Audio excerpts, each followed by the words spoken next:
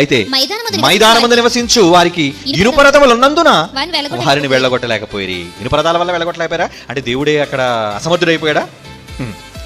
ఆలోచించండి పిల్లలు. ఒక మాట మీకు చెప్తాను, ఎందుకు వెళ్ళగొట్టలేకపోయారు అన్న దానికోసం మనం ఆలోచిస్తే ఒక మాట, దేవుడికి సమస్తము ఎరిగినవాడు, భవిష్యత్తు జ్ఞాని ఆయన కనుక భవిష్యత్తు ఇప్పుడు చేయలేకపోయినా భవిష్యత్తులో చేయాలని కూడా నిర్ణయం ఆయనకు ఉంటుంది. ఎప్పుడు ఏది ఎక్కడ చేయాలి అన్నది ఆయన భవిష్యత్తు జ్ఞానాన్ని బట్టి ప్రతి నిర్ణయం ఆధారపడి ఉంటుంది. కనుక ఇప్పుడు జరగలేదని అసమర్థుడను, ఇప్పుడు చేయలేదు కాబట్టి ఆయన శక్తిహీనుడను లేదా ఆయన చేతకానివాడను అనుకుంటే ఎలా? న్యాయాధిపతుల గ్రంథంలోని మరొక మాట మీకు చూపించాలనుకున్నా, న్యాయాధిపతుల గ్రంథం 4వ అధ్యాయం. ఇంతగా ఎందుకు వారిని ఆ రోజు వాళ్ళని అప్పగించాడు అంటే, మొదటి అధ్యాయం 19వ వచనంలో ఇశ్రాయేలీయులు వెళ్ళగొట్టలేకపోవడం వల్ల ఏమైపోయారు? బానిసలుగా పోయారు వాళ్ళు. అంటే వారు గెలిచారు ఇశ్రాయేల్ని. ఎందుకు ఇశ్రాయేల్ ఓడిపోయేటట్టుగా చేశాడు? కారణం, దానికి ఒక కారణం ఉంది. ఏంటా కారణం? న్యాయాధిపతుల గ్రంథం 4వ అధ్యాయం మొదటి వచనం నుంచి చదవండి ప్రియులారా. ఇక్కడ యెహూదు న్యాయాధిపతిగా ఉన్న కాలంలో యెహోవా దృష్టికి ఏమయ్యారు వీళ్ళు? దోషులైరి.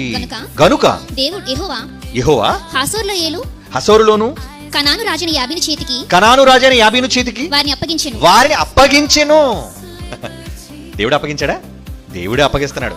ఈ ఇద్దరు రాజుల చేతికి ఇశ్రాయేలుని ఎందుకు అప్పగిస్తున్నాడు? వారు యెహోవా దృష్టికి దోషులుగా మారారు. దోషులుగా మారిన కారణంగా గెలవవలసిన వారే ఇనుపరథాలున్న వారి ద్వారా వీళ్ళని మొత్తి లేదా ఓడిపోయేటట్టు చేసి బానిసలుగా వారిని పంపాడు. ఎంతకాలం? 20 సంవత్సరాలండి. 3వ వచనం. అతనికి 900 ఇనుపరథములుండెను. అతడు 20 సంవత్సరములు ఇశ్రాయేలీయులకు కఠినమైన బాధలు పెట్టగా అప్పుడు ఇశ్రాయేలీయులు యెహోవాకు మొక్కుకున్నారట, వేడుకున్నారట. ఏమని? బాబు మాకు విమోచకుడిని పంపించు అంటే. 20 ఏళ్ళు అయితేనే కానీ వీరికి బుద్ధి రాలేదా? అంటే వీళ్ళు మార్పు రాలేదు, కఠినులు, యెహోవా దృష్టికి దోషులుగా మారారు. కనుక ఎవరు వీరిని నెలకొడితే బాగుంటుంది అని ఆలోచించి యాబీను చేతికి అప్పగించాడు. ఎందుకంటే అతని దగ్గర ఏమున్నాయి? ఇనుపరథాలు ఉన్నాయి. ఎన్ని ఇనుపరథాలు తెలుసా? 900 ఇనుపరథాలు. 900 ఇనుపరథాలు. ఆ 900 ఇనుపరథాలు ఉన్న టైంలో ఇశ్రాయేలును బాగా వాళ్ళు నలగొడుతున్నప్పుడు, బాగా హింస పెడుతున్నప్పుడు, అప్పుడు వాళ్ళు చేసిన మొరను జ్ఞాపకం చేసుకుని దేవుడు ఎవరిని లేపాడు? ఒక ఆడదాన్ని లేపాడండి. ఎవరామె? దెబోరా. ఆమె ద్వారా ఏం చేసింది?